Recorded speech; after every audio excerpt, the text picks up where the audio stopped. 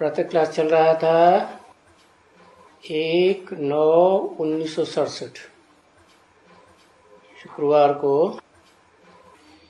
तीसरे पेज के मध्याह्न में बात चल रही थी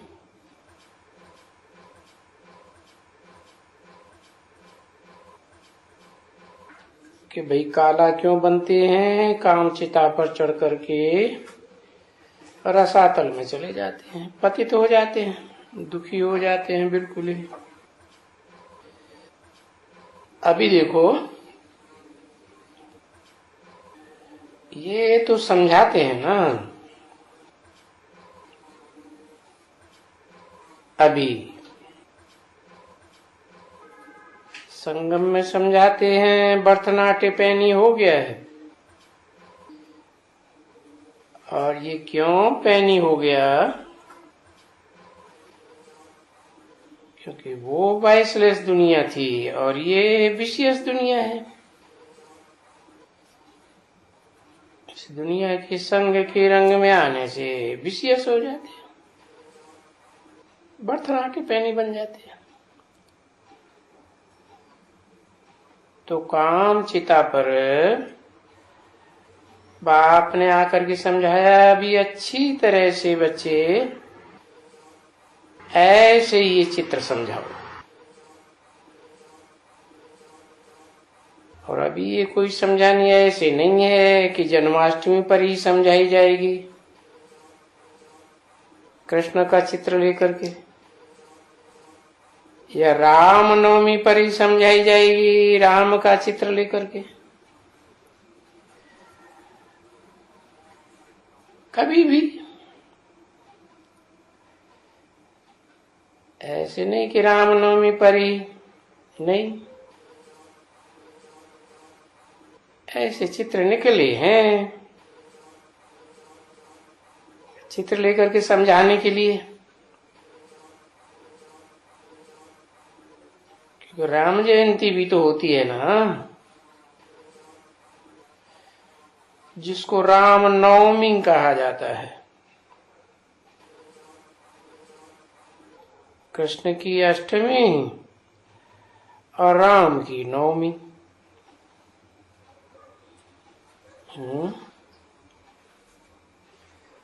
इसका मतलब शास्त्रों में तो ये दिखाया है कि कृष्ण जैसे 8 बच्चे पैदा हुए, फिर त्रेता में राम का जन्म हुआ पहला, तो रामनवमी मनाई।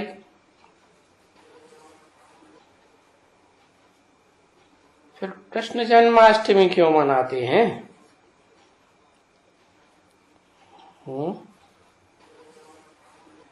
उसका 8वां नंबर क्यों?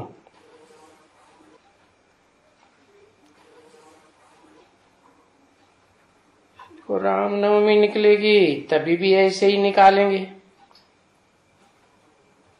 रामचंद्र का काला चित्र ले जाएंगे,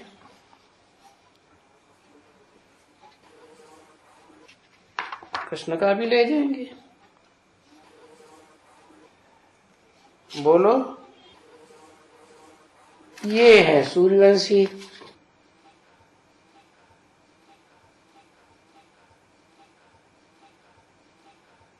और ये है चंद्रवंशी। अब वो चाहे सूर्यवंशी हो या चंद्रवंशी हो, वैश्यवंशी तो बनना ही है जरूर। विशेष बनेंगे तब तो काला बनेंगे ना। 1/9/67 की वाणी का 4था पेज।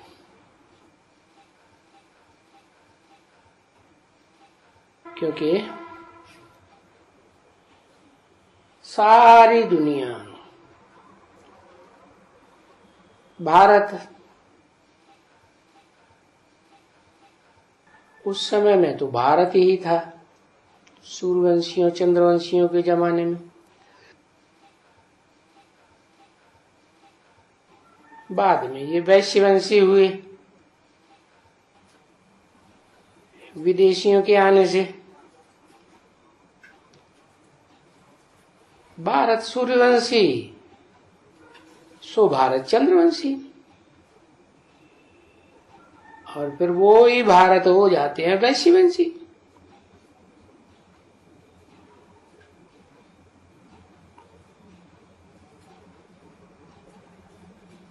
सतयुग में सूर्यवंशी, त्रेता में चंद्रवंशी और द्वापर में विषयवंशी।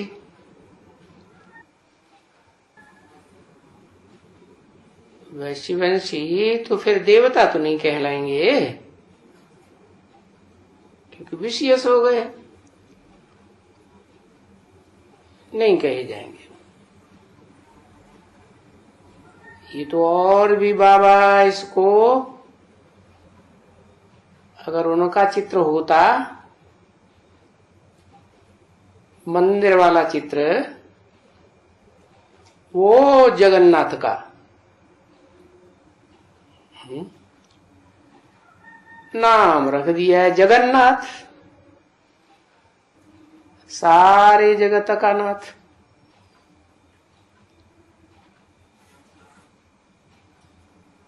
नहीं तो है तो जगन्नाथ का मंदिर।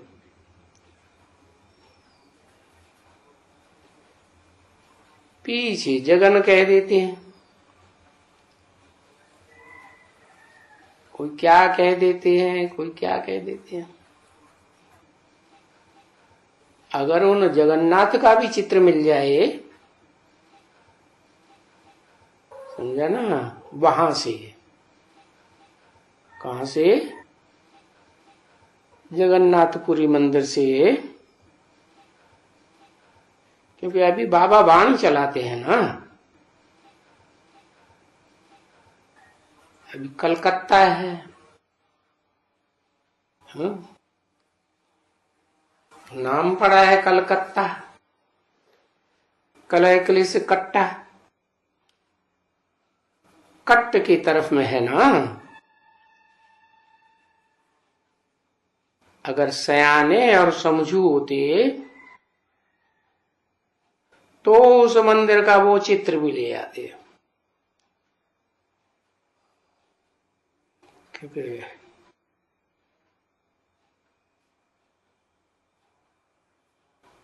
जगन्नाथपुरी कलकत्ते की तरफ है ना, चित्र मिल सकते हैं मंदिर का।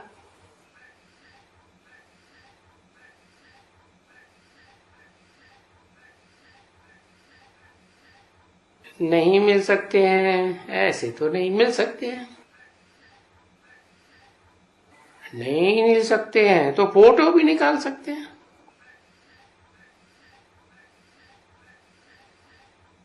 अगर समझो अभी उनका निकाल दिया है वो फोटो, वो ये गंध हो सकता है उन्होंने छिपाई दिया होवे, तो भी तो पहले के चित्र तो होंगे जरूर ना।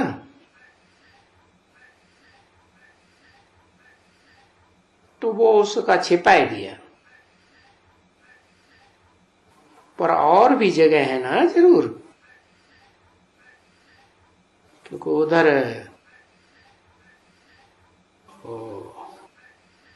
सूर्य मंदिर भी तो है ना, कोणार्क का, बनारस में भी है ऐसे चित्र लगे हुए हैं, कोई ना कोई ऐसे मंदिर के ऊपर। अच्छा यहां नहीं है, चलो ओ वहां नेपाल में तो है ही है।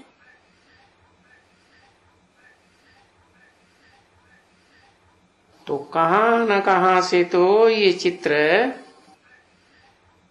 अरे एक जगह नहीं तो बहुत जगह में, तो वो भी चित्र ले आना चाहिए ऊपर में।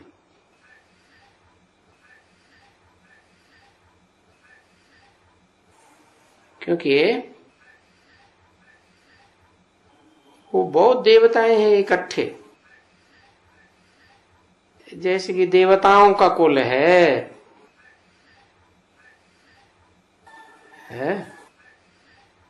और वो ऐसे ही गंदा बनाया हुआ है जगन्नाथपुरी की तरह। अभी ड्रेस तो उनकी देवताओं की है,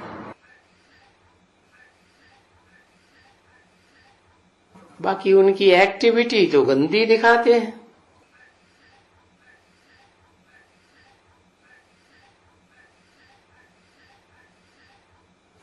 तो जिसको सर्विस करनी होती है, क्योंकि जिस बात में बाप अटेंशन खिंचवाते हैं ना, तो उसी तरफ अटेंशन खिंचवाना चाहिए, समझे। मंदिर में भी जाकर के ये सर्विस कर सकते हैं।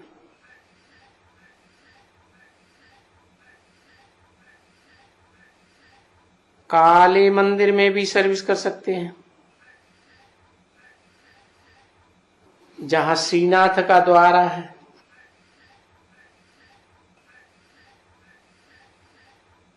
अब वहां कितनी सर्विस चल सकती है। वो बच्ची वहां उदयपुर में है ना,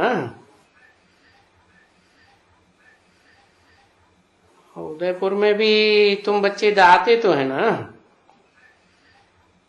आते जाते हैं,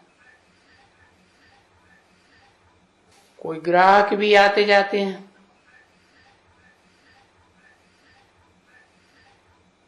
तो चलो वहां भी जाना चाहिए। पूछो, कहाँ जाके पूछो है। अरे उदयपुर में भाई इनको काला क्यों बनाया हुआ है इतना, तो वहां भी तो जाकर इस बात पर भाषण करना चाहिए ना। इसमें कोई कोई कोई वो अच्छा है, कोई खराब तो नहीं है। बात को समझाना किसको,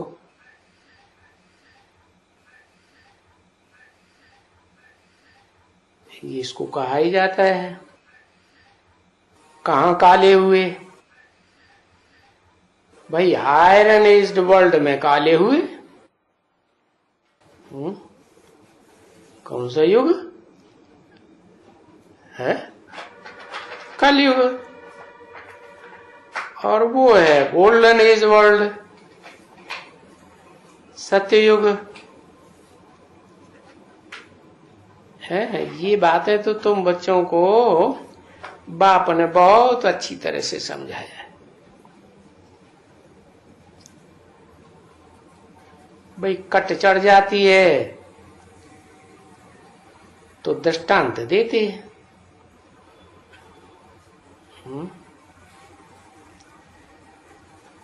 तो कट चढ़ जाने से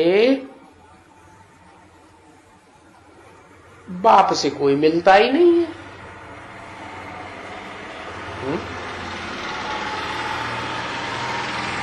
राजा सुई का मिसाल देते हैं ना, सुई पर कट चढ़ी हुई होगी तो बाप खींचेगा ही नहीं। बाप तो चकमक है ना। देखो अभी यहां आते हैं और यहां आते हैं तो कट चढ़ी हुई तो सबको है, सबको कट चढ़ी हुई थी। और अभी तुम्हारी तो कट उतर रही है।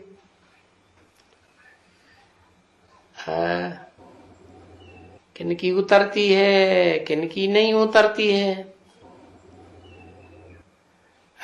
किसकी नहीं उतरती है। जो याद नहीं करते हैं तो उनकी कट नहीं उतरती है। अब नहीं उतरती है क्योंकि कट बहुत चढ़ी हुई है ना। तो जो बहुत कट चढ़ी हुई होगी तो उनकी फिर दुनिया की तरफ कशिश होगी।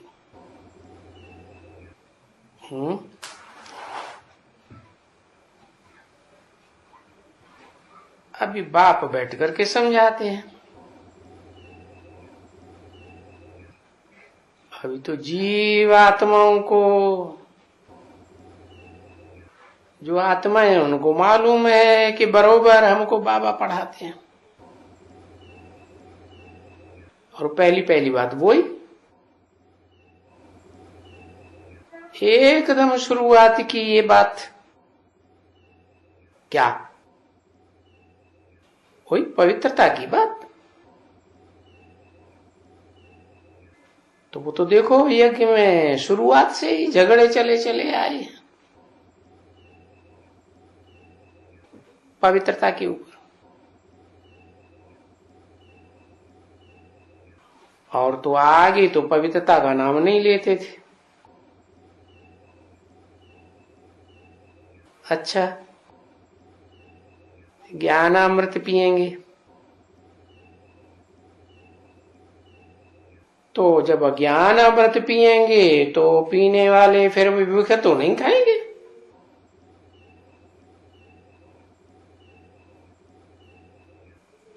तो ज्ञान से तो मनुष्य है, ज्ञान से तो पावन होते हैं ना।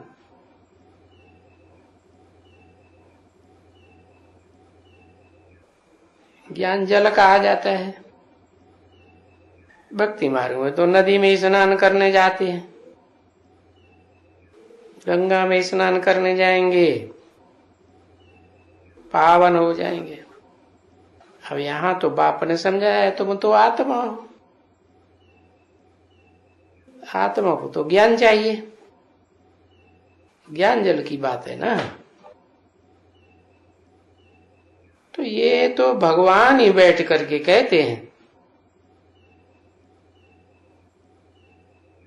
इसने ही युक्ति रची ना है कि भाई प्रतिज्ञा करके आओ कि मैं ज्ञान अमृत पीने जाता हूं।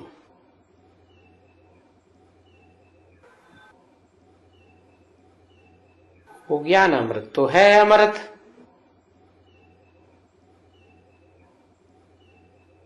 जो गाया हुआ है अमृत और विष। बाप भी कहते हैं अमृत छोड़ विष काहे को खाए।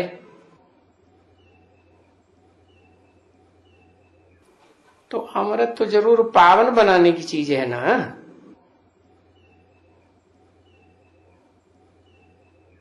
बाकी वो तो ज्ञान अमृत नहीं है ना बच्चे, है वो तो ज्ञान सागर के पास है ज्ञान अमृत। शास्त्रों में दिखाते हैं ना, सागर मंथन हुआ तो मंथन करते करते अंत में निकला अमृत, या पहले निकला? अंत में निकला।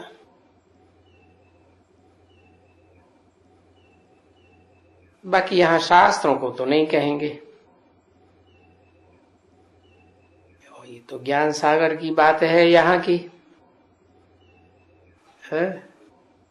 शास्त्रों में तो ऐसे ही लिख दिया है। तो स्थूल सागर समझते हैं। नहीं, वो तो मनुष्यों के लिखे हुए शास्त्र हैं। तो तुम बच्चों को तो ये समझाया गया है कि शास्त्रों को पढ़ने से कभी भी कोई पतित से पावन नहीं बन सकते हैं, क्योंकि शास्त्र लिखने वाले, बनाने वाले वो ऋषि मुनि खुद ही दाढ़ी मूछों वाले भिखारी थे। देवता निरकारी होते हैं, उनको दाढ़ी मूछ होती है क्या? नहीं।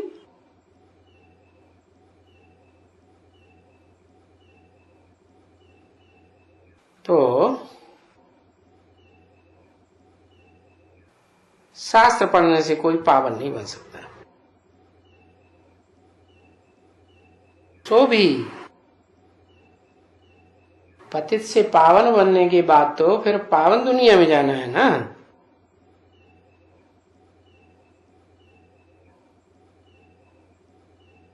ऐसे थोड़ा ही है कि इस समय में पतित से पावन बने फिर कहां भी जा सकते हैं।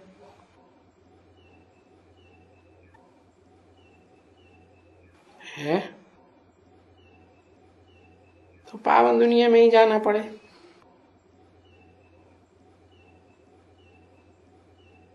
पावन नहीं बनेंगे तो न मुक्ति धाम में जा सकते हैं, न जीवन मुक्ति धाम में जा सकते हैं।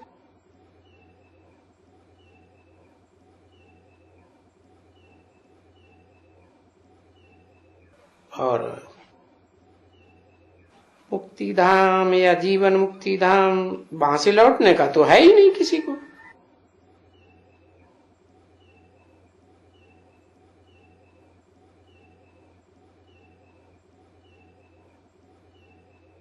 तो बाप ने बताया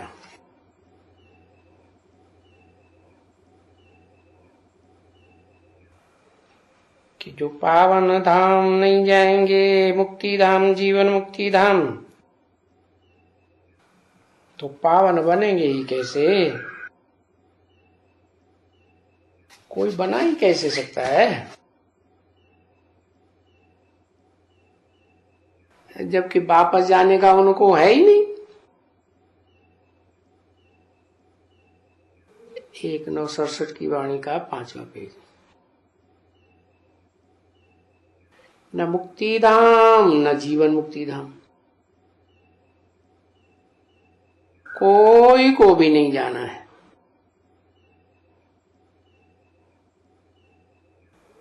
तो फिर उनको पावन बनाएगा कौन जब उन्हें जाना ही नहीं है? क्योंकि पवित्र बनना ही नहीं है। तो ये तो मनुष्य को मालूम नहीं है ना, क्योंकि वो तो बहुत कह देते हैं। सन्यासी लोग कहते हैं ना, फलाना वानप्रस्थ गया है, निर्वाण धाम में गया, फलाना ज्योति ज्योति में समा गया, फलाने ने मोक्ष पाई। अरे ऐसे कैसे ज्योति ज्योति में समा जाएंगे? और मोक्ष तो किसी का होता ही नहीं। मोक्ष माने सदा काल के लिए मुक्ति। भगवान को ही सृष्टि पर आना पड़ता है? लिख दिया है संभवामि योगी योगी, मैं हर युग में आता हूं। तो भगवान को हर युग में आना है और वो भगत कहते हैं मोक्ष हो गया। ऐसे तो कहते ही रहते हैं, समझा ना? उनको मालूम थोड़ा ही है कि शरीर छोड़ने के बाद आत्मा कहां चली गई। नहीं,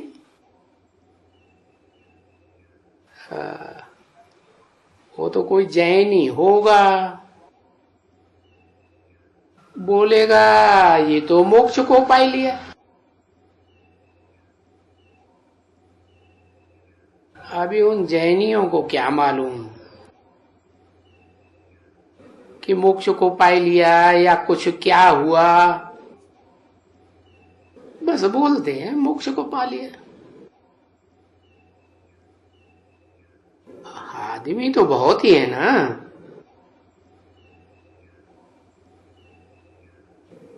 दुनिया में आदमियों की संख्या बढ़ रही है घट रही है? बढ़ रही है। ऐसे मोक्ष को पाते रहे तो दुनिया तो है, आबादी कम हो जानी चाहिए। एक तो आबादी बढ़ रही है? पुराने पुराने जो जन्म लेते चले आ रहे हैं वो तो आ ही रहे हैं। नई नई आत्माएं ऊपर से और उतर रही है, पावरफुल आत्माएं है। और जो पुराने हैं वो नया जन्म भी लेते रहते हैं। तो दुनिया की तो वृद्धि होती जा रही है ना, है? तो मोक्ष को पा लिया। अब एक ने मोक्ष को पा लिया तो अपने फॉलोअर्स को भी मोक्ष दिलाएगा ना, समझे? सो भी कोई ऐसा अच्छा होगा तभी तो कहेंगे ना भाई ये मोक्ष को पाया, इसने बहुत मेहनत की है, बहुत तपस्या की है, तीव्र तपस्या है। तो जैसे कहते हैं कि ये काली चमड़ी भी हो जाती है?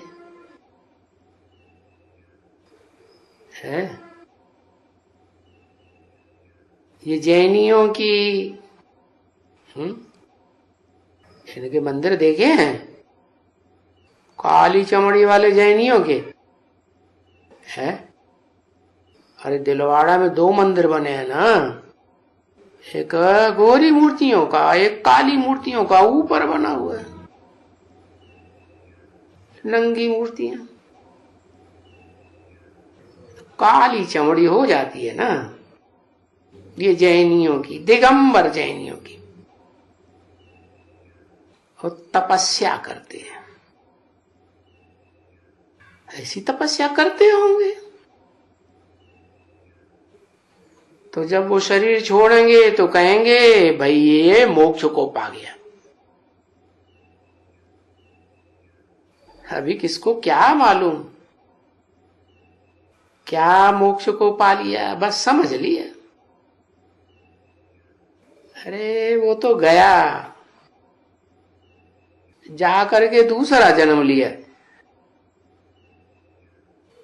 और फिर उनको ये समझना कि मोक्ष को पा लिया है, फिर तो उनकी कोई भी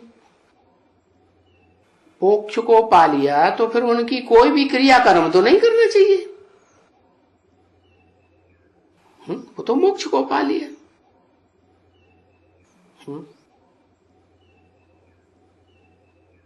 श्राद्ध खिलाते हैं ना, पैरवी करते हैं, ये करते हैं। मोक्ष को पा लिया तो ये सब कुछ करने की क्या दरकार?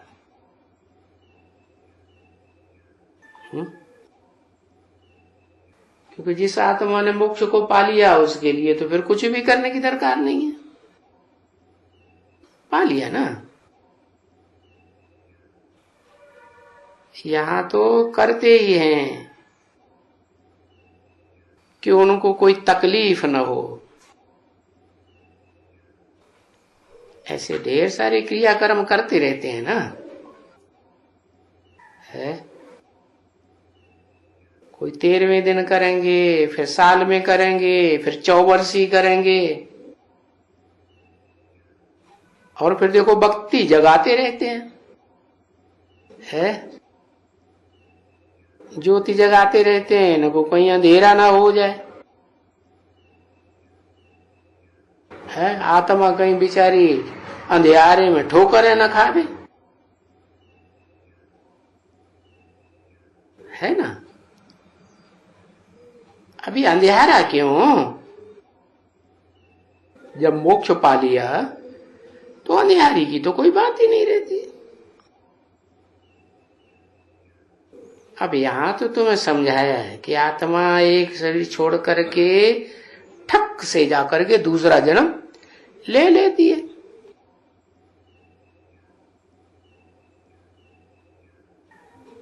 अभी टाइम लगा ना 1 मिनट,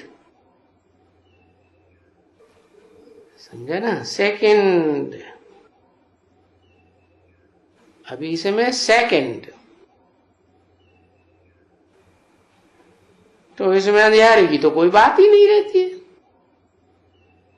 इधर शरीर छोड़ा, उधर 1 सेकंड में जाके गर्भ में प्रवेश कर गई।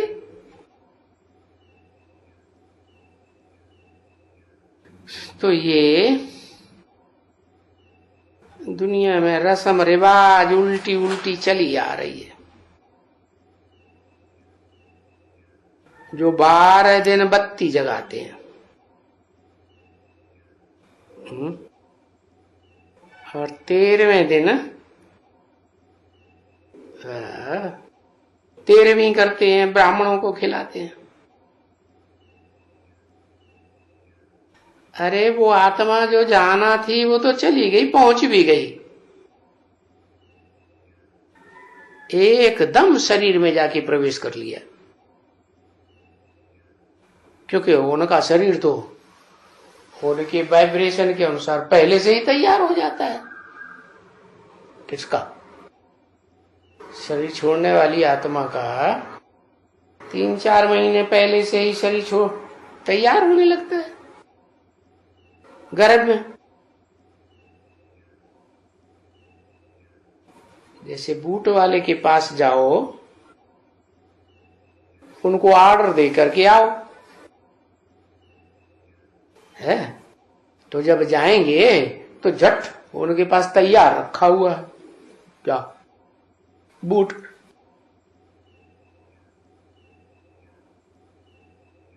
है, कैसे मिसाल दिया? जूती से मिसाल दिया। किसके लिए? शरीर के लिए। यह आत्मा की जूती हो गई, गर्भ में जूती तैयार हो रही है। हो तो बूट वाले के पास जाओ तो ऑर्डर दिया, यहां किसको दिया ऑर्डर? यहां ऑर्डर देने की तो बात ही नहीं। ये तो संस्कारों के अनुसार ऑटोमेटिक प्रकृति काम करती है। तो समझा ना? ये बूट का मिसाल दिया, ये भी ऐसे ही है। बस एक शरीर रूपी जूती छोड़ी और झट फट से दौड़ करके दूसरी जूती में प्रवेश कर लिया। देर ही लगती है क्या? तो पीछे रात बात तो वहां कोई लगती नहीं जो अंधेरा हो जावे, है, बत्ती जगाने की जरूरत पड़े, है। क्यों 12 दिन जगाते हैं? ये सभी क्यों करते हैं?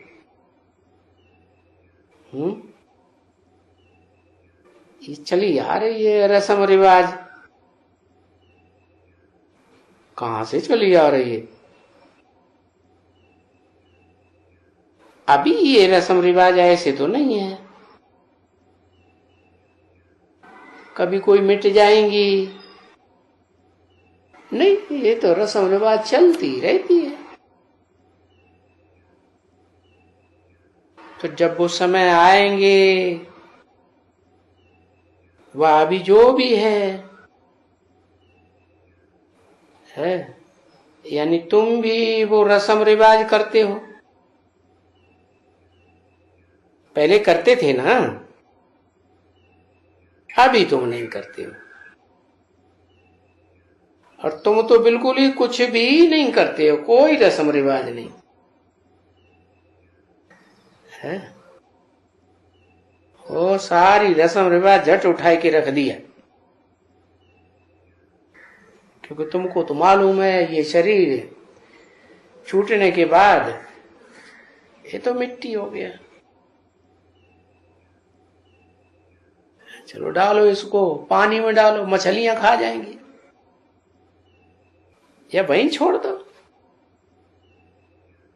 घर में कोई थोड़ा ही छोड़ देगा। उनसे कोई ताल्लुक नहीं रहा, क्योंकि उस मिट्टी शरीर का क्या होगा, वो तो मिट्टी बन गई ना, जला दिया तो राख बन गई। जैसे लकड़ी जली और राख बन गई, ऐसे ये भी शरीर चैतन्य लकड़ी है। हाँ, उसको रखने की चीज तो है नहीं। मुसलमान कहते हैं जमीन में गाड़ दो, हिंदू कहते हैं नहीं उसको जला दो, कीड़े बीड़े नहीं पड़ेंगे।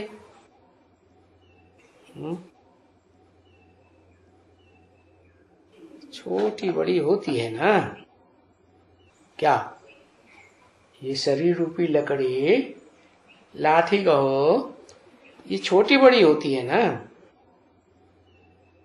है कोई की लकड़ी छोटी कोई की बड़ी, क्योंकि ये तो जानते हैं झाड़ भी पहले छोटा होता है,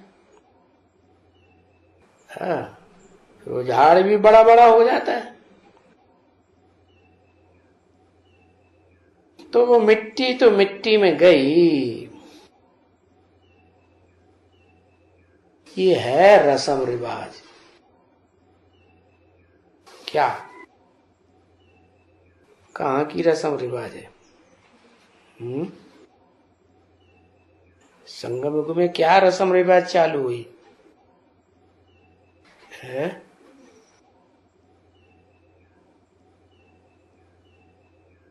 अरे क्या हुआ?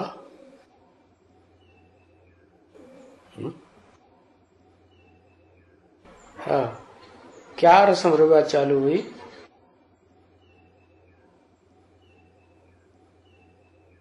यहाँ तो आत्मा युगबल के आधार पर शरीर से डिटैच हो जाएगी, है डिटैच हो जाएगी तो शरीर क्या हो जाएगा, है शरीर मुर्दा हो जाएगा ना, हो जाएगा।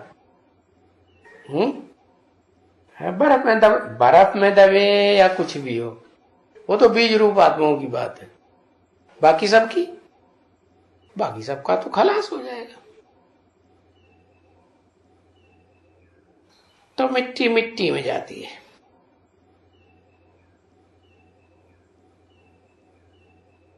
तो जाकर के गंगा में डालो, फलाने में डालो,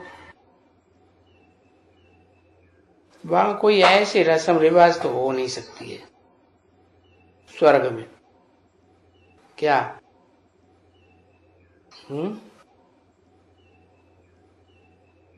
क्या रस्म रिवाज नहीं हो सकती है? वहां तो जब शरीर छोड़ना होता है तो स्वेच्छा से चले जाते हैं समंदर के किनारे। तो समंदर की लहर आई और उठा ले गई, मछलियां खा जाएंगी, कुछ भी करने की दरकार नहीं। तो वहां तो ऐसी कोई रस्म रिवाज नहीं हो सकती, क्योंकि वहां समझ है ना। यहाँ तो बेसमझी है। ये सब रस्म रिवाज निभाने से क्या होगा? जैसे देखो तुम बच्चों ने देखा होगा ना, है वो राख लेकर के है कहां कहां सारे शहर में डोलते फिरते है। कोई शरीर छोड़ता है तो उनकी कहते हैं हड्डियां ले जाएंगे, है गंगा नदी में डालेंगे। कोई भी, तो वो तो मर गया ना। जैसे गुरु गोविंद सिंह शरीर भी छोड़ दिया, तो वो थोड़े ही समझते हैं कि गुरु गोविंद सिंह ने शरीर छोड़ दिया। और सिख लोगों के लिए वे कहते हैं भाई हाजरा हुजूर है।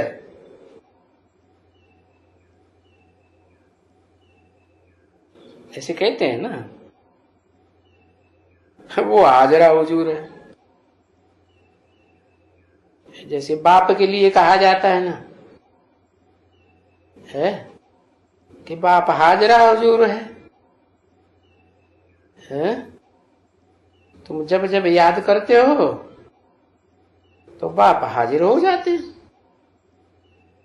तैसे उनके लिए भी समझ लिया है कि हाजरा हुजूर है। अभी वो गुरु गोविंद सिंह तो हाजरा हुजूर नहीं है ना बच्ची।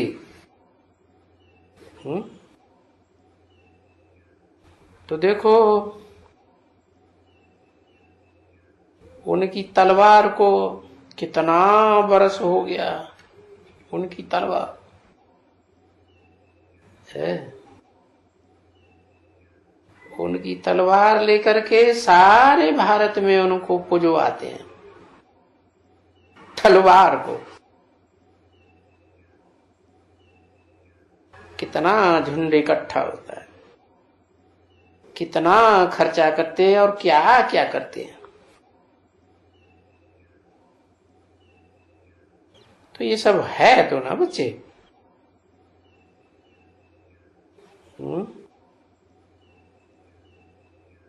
तो अभी तुम बच्चे समझे,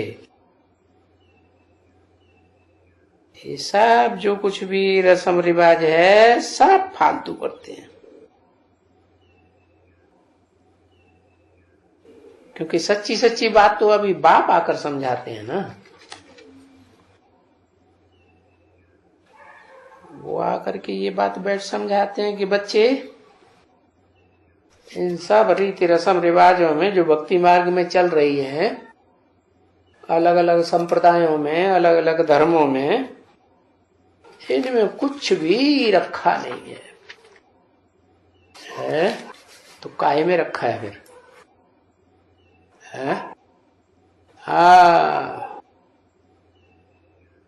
बच्चों को चित्र दिखलाया नहीं कल, ये बच्चों ने नहीं दिखलाया। 1967 की वाणी का छठा पेज। वो बैठे हैं कुर्सी पर या कोई कुछ किसी के ऊपर, तो उसने आकर के भेंट दिया। वो बोलता है हम खाता भी नहीं हूं, पीता भी नहीं हूं, तो हगता भी नहीं हूं, बस मेरे में ताकत है, ईश्वरीय ताकत है, और उस ईश्वरीय ताकत से चलता हूं। अब ये उनके ऊपर तो देखो, ऐसे कितने मनुष्य जाकर के उनके पीछे माथा टेकते, और वो कुछ नहीं बोलते, ध्यान व्यान उनको कुछ भी नहीं है। बस न वो खाता है न पीता है? वो देखते हैं और कपड़ा सो पड़े हैं। अभी नाम रखा है फलाना फलाना जगह में, खाता है पीता है। अच्छा वो क्या है फिर? वो क्या सिखलाने आया है? क्योंकि कोई दूसरा तो दुनिया में ऐसे कर नहीं सकेगा, है? शिक्षा भी नहीं दे सकेंगे। तो बस भावना बैठ जाती है, महात्मा है, उनके पिछाड़ी दर्शन दर्शन दर्शन, कितनी भीड़ लग जाती। बस दर्शन के लिए बहुत आते रहते हैं।